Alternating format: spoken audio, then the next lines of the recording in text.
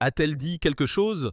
Eh bien, quand elle est arrivée, elle n'a rien dit. Je vous l'ai dit avant, elle est entrée dans la chambre et n'a pas dit un mot. Elle était l'épouse que Hollywood voulait que vous oubliez. Il était la légende qu'il protégeait à tout prix derrière le glamour, la célébrité et les photographies soigneusement mises en scène.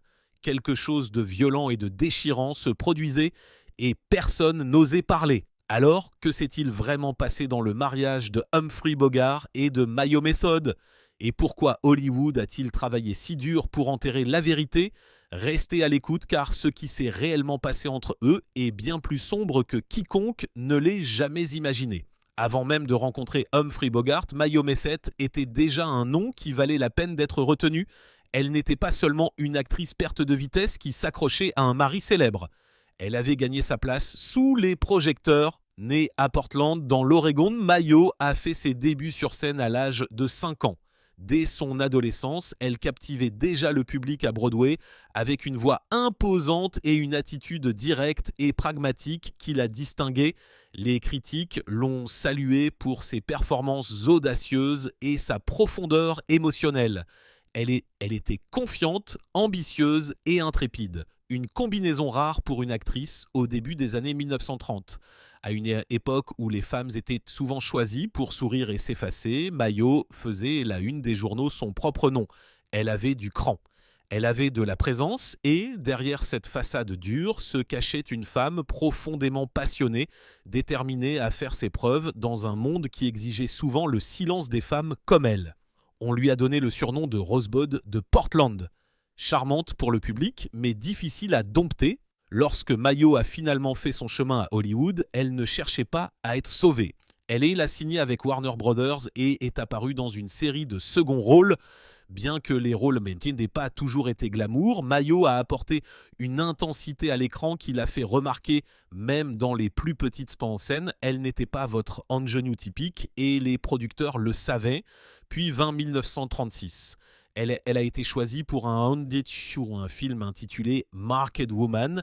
Et sur ce plateau même, elle a croisé un autre acteur dont le nom montait flèche dans le paysage hollywoodien, Humphrey Bogart. Il était vif, spirituel et charmant de cette manière distante et brûlante que le public adorait. Dehors des caméras, il avait un sens de l'humour pince sans rire et une forte dépendance à l'alcool.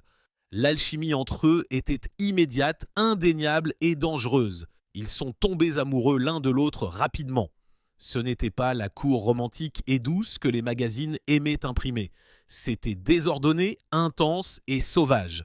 Deux personnalités têtues qui partageaient une soif d'alcool et une allergie à l'obéissance. Des amis les ont tous les deux avertis que cela ne finirait jamais bien, mais ils n'ont pas écouté. Ils se sont mariés quelques mois après leur rencontre, et pendant un bref instant, il a semblé que deux âmes également dures avaient trouvé leur âme sœur. Hollywood, à l'époque, était obsédé par l'idée des couples puissants, mais avec Mayo et Bogart, il ne s'agissait pas de tapis rouge et d'apparitions publiques.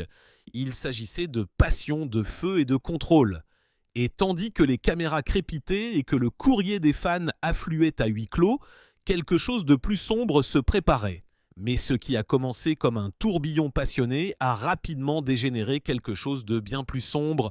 Alors que la phase de lune de miel s'estompa, les fissures dans le mariage de Humphrey Bogart et de Mayo Method ont commencé à apparaître et rapidement. Tous deux étaient de gros buveurs et aucun n'avait le tempérament de reculer devant une bagarre. Quand les choses allaient bien, elles étaient électriques, mais quand elles allaient mal, elles étaient explosives. Les initiés d'Hollywood ont commencé à les appeler les Bogarguers, et ce n'était pas un surnom fait plaisantant. Leurs disputes étaient légendaires, bruyantes, violentes et souvent terrifiantes.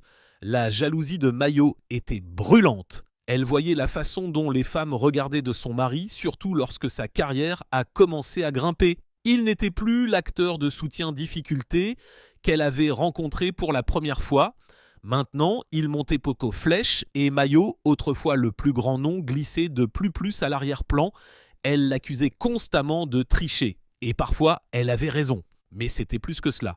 Il s'agissait de perdre le contrôle, de perdre de la pertinence et de regarder l'homme qu'elle aimait devenir quelqu'un qu'elle ne reconnaissait plus. Les bagarres n'étaient pas que verbales, des objets étaient lancés Des verres étaient brisés, les voisins entendaient des cris à travers les murs. Selon plusieurs témoignages, ils ont sorti des couteaux l'un sur l'autre lors d'une dispute d'ivrogne.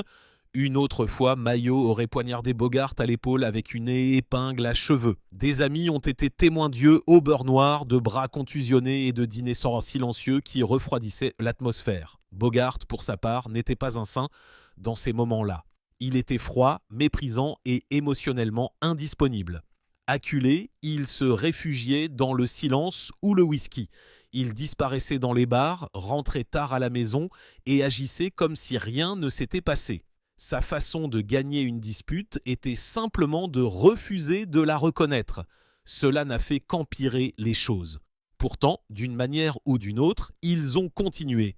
C'était le chaos, mais c'était le leur. La machine de publicité du studio, toujours protectrice de ses acteurs principaux, a présenté leur dysfonctionnement comme une romance enflammée. Les tabloïds ont publié des photos granuleuses, deux marchant côte à côte, laissant entendre une tension mais n'osant jamais dire plus. La plupart des gens n'avaient aucune idée de la violence qui se cachait réalité derrière les scènes. Un jour, la police a été appelée à leur domicile après qu'un voisin ait signalé des cris. Lorsque les policiers sont arrivés, Mayo et Bogart ont insisté sur le fait qu'il s'agissait d'un simple malentendu. Aucune accusation n'a été portée. Ce n'était pas la première fois et ce ne serait pas la dernière. À cette époque, surtout à Hollywood, la violence domestique n'était pas un scandale, c'était un inconvénient. Les amis de Bogart se souviendront plus tard de ces moments avec une étrange forme de nostalgie, les minimisant comme le prix de la passion. Mais les personnes les plus proches de Mayo connaissaient la vérité. Elles se désagrégeaient et le monde regardait, non pas pour l'aider, mais pour la juger.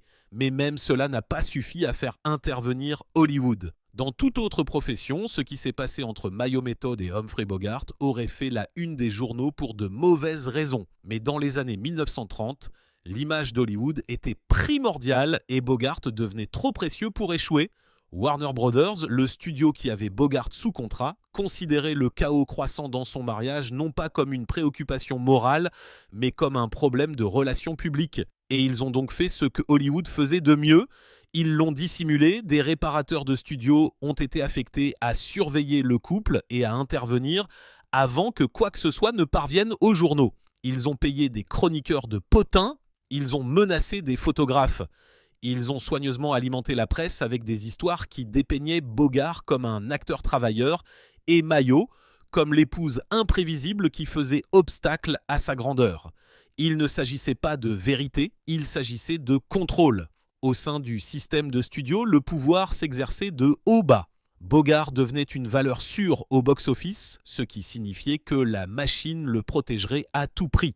Mayo, quant à elle, était de plus considérée comme un fardeau difficile, dramatique et surtout jetable. Elle avait autrefois été une étoile montante, mais elle était désormais considérée comme une femme colère qui se dressait entre Hollywood et l'une de ses futures icônes. Lorsque des incidents violents se produisaient à la maison, ils n'étaient jamais signalés à la presse, du moins pas avec exactitude. Un initié se souvient que les attachés de presse gardaient une liste de points de discussion approuvés au cas où quelqu'un poserait des questions sur les disputes du couple. Tout était réécrit comme des désaccords passionnés ou des tensions domestiques amplifiées. La réalité, les bouteilles cassées, les cris, les lèvres ensanglantées étaient discrètement effacés. Même le surnom, les Bogart-guerres, est devenu une sorte de blague dans la presse, quelque chose dont on pouvait rire plutôt que remettre question. Les chroniqueurs écrivaient des phrases comme « On dirait que les étincelles volent toujours dans la maison Bogart », comme si la violence physique était une caractéristique conjugale bizarre. Le public a adoré. Personne n'a demandé de détails. Ce que peu de gens savaient à l'époque, c'est à quel point le silence était coordonné. Mayo avait essayé plus d'une fois de rendre public les abus et le bilan émotionnel qu'ils avaient causés, mais à chaque fois, les histoires étaient retirées, les citations supprimées ou les interviews modifiées au point de devenir méconnaissables. Les agents de Bogart se sont assurés que sa voix n'atteigne jamais le public dans son intégralité et, fait peut-être le plus accablant de tous, même les amis les plus proches de Bogart ont joué le jeu. Ils se moquaient de Mayo dans son dos, l'appelant Sluggy. Un surnom cruel faisant référence à ses accès de colère, état d'ébriété et à son prétendu amour de donner des coups de poing, il est resté, même des décennies plus tard. Les gens l'appelaient ainsi sans jamais remettre question ce qui s'était réellement passé à huis clos. Mayo, autrefois fougueuse et directe, a commencé à se rétrécir aux yeux du public.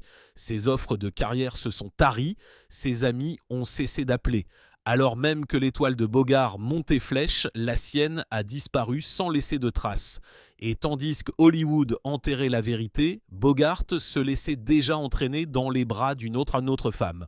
Au début des années 1940, Humphrey Bogart était une star de cinéma à part entière, mais sa vie personnelle s'effondrait. Alors que le public croyait encore qu'il essayait de faire fonctionner les choses avec Mayo Method, coulisses, il avait déjà commencé à chercher ailleurs. Cet ailleurs s'est précisé 1944 sur le plateau de To Have and Have Not. Elle avait 19 ans, elle s'appelait Lauren Bell. Dès la première lecture, Bogart a été captivé. Bill était jeune, élégante et posée. Le contraire de Mayo, il était également une actrice inconnue dans son tout premier film et Bogart a pris sur lui de la guider. Leur alchimie à l'écran était indéniable, mais c'est ce qui s'est passé dehors de la caméra qui a vraiment secoué tous ceux qui les connaissaient. Bogart et Bill ont commencé à passer de longues heures ensemble.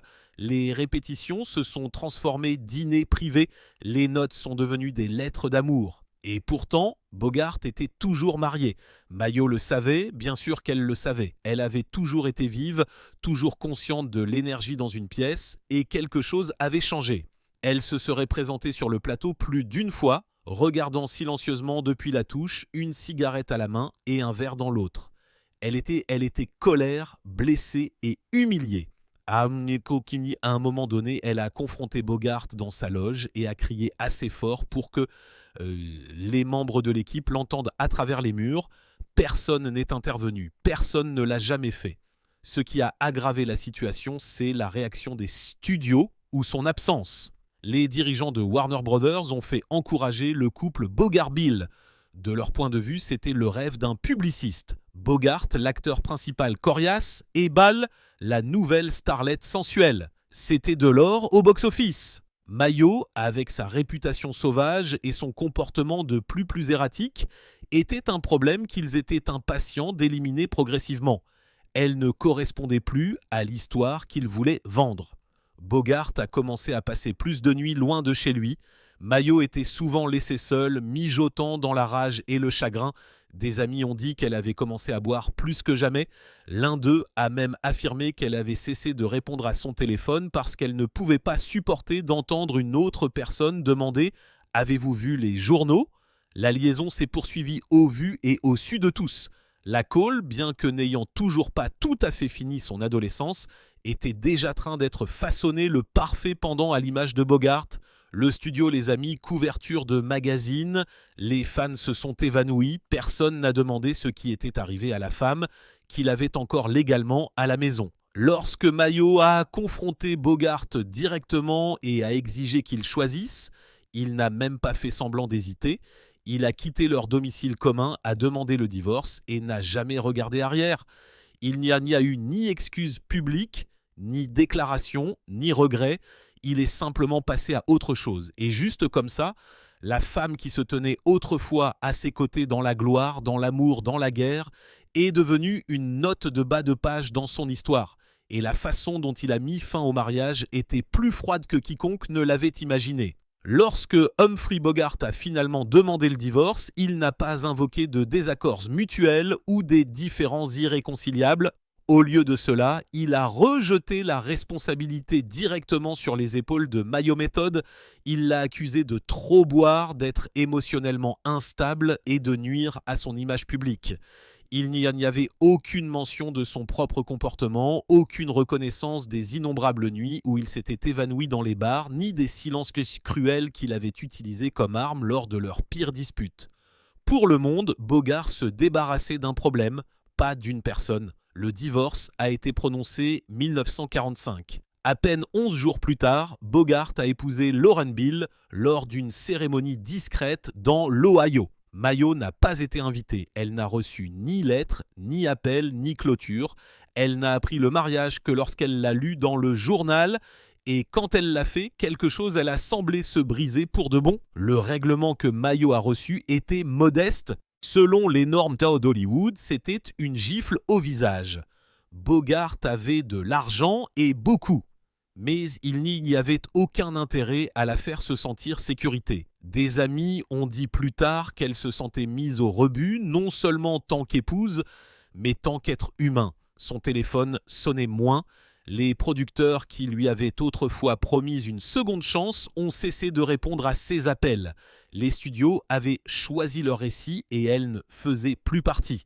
Public, le nouveau mariage de Bogart était traité comme une rédemption glamour. La presse ne se lassait pas de Bogey et Bill. Ils étaient jeunes et amoureux, la royauté d'Hollywood, le couple parfait. Mayo, quant à elle, est devenue soit une blague.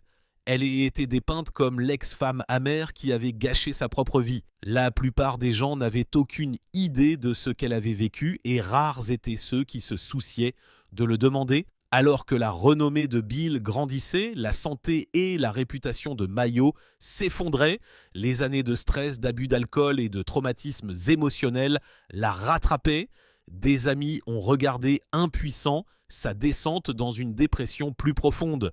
L'un d'eux a même dit que Mayo n'avait plus de centre de gravité, comme si elle avait été dépouillée de tout ce qui l'ancrait. Elle a tenté un retour sur scène, mais les offres étaient faibles et sporadiques. Elle était typiquement choisie pour jouer le rôle de la grande gueule ou de l'ivrogne. Jamais la femme qu'elle avait été autrefois, pleine de feu et d'ambition. Elle a cessé d'apparaître publique, elle a cessé d'essayer de faire ses preuves et finalement, elle a cessé d'essayer tout court. Ceux qui l'ont vue pendant ces années ont décrit une ombre, quelqu'un qui ressemblait à peine à la femme qu'ils avaient connue. Elle avait autrefois l'esprit vif, la langue acérée et était toujours prête à se battre. Maintenant, elle parlait à peine. Ses yeux, disait-il, semblaient vides. Mais ce qu'elle a fait dans les années qui ont suivi a choqué même ceux qui la connaissaient le mieux. Après le divorce, Mayo Method s'est effacée de la vie publique avec une rapidité presque cruelle. Elle a laissé derrière elle les plateaux de tournage, les disputes et les projecteurs. Mais ce dans quoi elle est entrée était quelque chose de bien plus solitaire. À la fin des années 1940, Mayo vivait seule dans un appartement modeste à Portland, la même ville où elle avait autrefois été couronnée Rosebud de Portland. Le nom ne convenait plus. L'étincelle avait disparu. Sa santé a décliné rapidement. Des années d'abus d'alcool avaient eu des conséquences néfastes, tant physiques que mentales. Elle souffrait de dépression chronique et les quelques amis qui lui restaient craignaient qu'elle ne glisse dans quelque chose dont elle ne pourrait pas revenir. Elle ne travaillait plus, ne jouait plus la comédie et ne se battait plus. Elle s'est juste arrêtée, a cessé d'essayer, a cessé de tendre la main, a cessé de vivre d'une manière significative. Il n'y a pas eu de retour arrière, pas d'arc de rédemption, pas de retour dramatique sur scène. Mayo a simplement disparu et Hollywood l'a laissé faire. C'était plus pratique ainsi, elle était devenue un fantôme d'elle-même, de son mariage, de tout ce qu'elle avait autrefois représenté. Elle ne faisait plus la une des journaux, elle n'attirait plus les foules. Aux yeux du public, elle avait cessé d'exister. Quand elle est morte en 1951, c'était calme. Il n'y a eu ni hommage de l'Académie, ni cérémonie commémorative, ni star hollywoodienne venue rendre hommage. Son décès a été marqué par quelques courts paragraphes dans les journaux locaux et même ceux-ci se sont davantage concentrés sur son mariage raté que sur sa carrière autrefois prometteuse.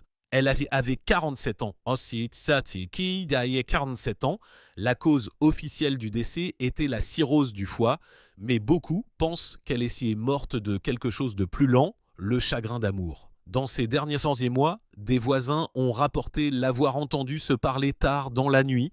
Ils ont dit qu'elle s'asseyait près de la fenêtre pendant des heures à fumer et à regarder dans la rue. Elle ne s'est jamais remariée. Elle n'a jamais écrit de livre de révélation. Elle n'a jamais essayé de blanchir son nom. L'une des rares personnes qui la voyait régulièrement à cette époque a affirmé que Mayo gardait une petite boîte de photos près de son lit. Toutes étaient de Bogart. Malgré tout, elle ne pouvait pas le laisser partir, elle avait été trahie, humiliée et effacée, mais une partie d'elle l'aimait encore, ou peut-être aimait-elle simplement qui il était quand ils se sont rencontrés pour la première fois. Avant la gloire, avant les studios, avant les mensonges. Fin de compte, Mayo Method est devenu une victime silencieuse de l'âge d'or d'Hollywood, le genre de tragédie qu'ils n'ont jamais écrite dans les scénarios. Et peut-être que la partie la plus dévastatrice n'est pas la façon dont elle est morte, mais à quel point elle a été complètement oubliée. Mais la vraie question demeure, Mayo était-elle vraiment la méchante ou simplement la plus facile à blâmer ? Dans les décennies qui ont suivi, Humphrey Bogart a été transformé quelque chose de plus grand que nature. L'anti-héros ténébreux, le visage du film noir, l'homme qui a rendu la dureté romantique. Hollywood a construit un mythe autour de lui, et dans ce mythe, il n'y avait pas de place pour Mayo Method. Elle a été effacée de l'image, laissée de côté comme un chapitre indésirable dans un roman à succès. La légende de Bogart et Bacall est devenue emblématique. Ils ont été décrits comme des âmes sœurs. Un rare exemple de véritable amour dans le monde impitoyable de la célébrité. Les rétrospectives de films classiques, les biographies et les documentaires se sont presque entièrement concentrés sur Bacall, jeune, élégante, loyale, la partenaire idéale. Et Mayo, si elle était mentionnée, c'était passant avec des mots comme troublée, déséquilibrée ou violente. Personne ne s'est demandé d'où venaient ces étiquettes. Personne n'a pris la peine de demander quel aurait pu être son point de vue sur l'histoire. Cette réécriture de l'histoire n'était pas seulement cruelle, elle était calculée. Les biographes s'appuyaient souvent sur des récits approuvés par les studios, dont la plupart avaient été soigneusement organisés pour préserver l'héritage de Bogart intact. Même des historiens du cinéma respectés ont répété le même langage. Mayo était difficile. Mayo était jalouse, Mayo était la raison pour laquelle le mariage a échoué, mais qu'est-il de la violence, de la manipulation, des années de désarroi émotionnel que personne n'a pris charge pour arrêter ? Le comportement abusif de Bogart a été atténué par la culture. Son penchant pour la boisson faisait partie de son charme, son tempérament faisait partie du personnage, il était autorisé à être compliqué, tandis que Mayo était simplement rejeté. Le double standard n'aurait pas pu être plus flagrant, les défauts de Bogart ont été pardonnés, Mayo la définissait entièrement, même le surnom de Sluggy, autrefois utilisé de manière moqueuse dans le cercle de Bogart, s'est retrouvé dans des biographies sans contexte, sans excuse. Il est resté collé comme de la colle. Et à chaque récit, la perception publique de Mayo Method est devenue moins axée sur qui elle était réellement et plus sur ce qu'il voulait qu'elle soit, la femme instable qui faisait obstacle à une romance hollywoodienne.